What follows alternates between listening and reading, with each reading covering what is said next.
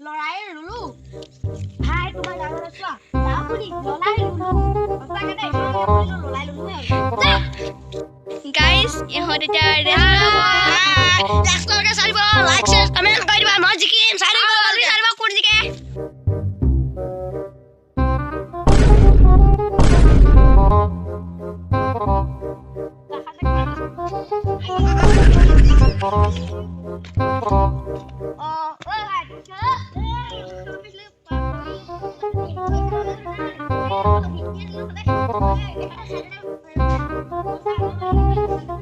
Oh,